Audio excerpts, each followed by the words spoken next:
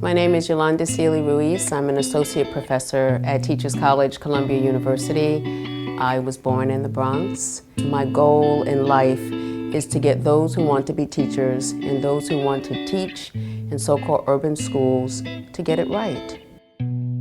My goal is to engage them into thinking about themselves and what their roles and responsibilities are in the classroom.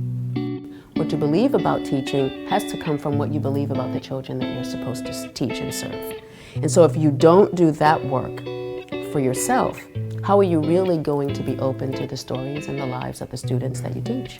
When I think about my work, and specifically the work that I seek to do with those who are not yet teachers, so pre-service teachers, but I also work with in-service teachers.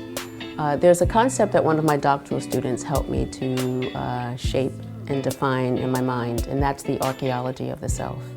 And simply put, the archaeology of the self, like an archaeological dig, like a digging deep, like a peeling back of layers, is for the teachers to really think deeply about how these issues live in them.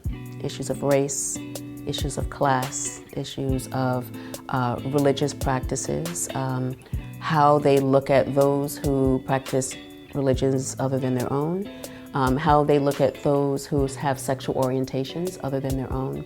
Because for me, I believe that in order to teach someone, in order to be open to someone, and that really is what teaching is, to be open to other people's stories, that you have to know your own story, that you have to be aware of who you are, what you bring to the classroom, how you're going to interact with the children that you are there to serve. And if you're not open with your story, if you do not think deeply about how these issues live in you, you will just exact harm. You will traumatize. You will say racist things unless you really take time to understand, particularly if you're white, how you have been raised to be a racist if you're in this country. And if you're a person of color, how you may have taken in internalized racism, how you might be prejudiced, against those who look like you and others. And so this kind of deep work, I believe, has to be done before we can even begin to have someone take up theoretical practices or to examine your pedagogy. I live in a space of hope because education is just that. And racism is, if I think about a tree, right, is deeply embedded in the roots of that tree.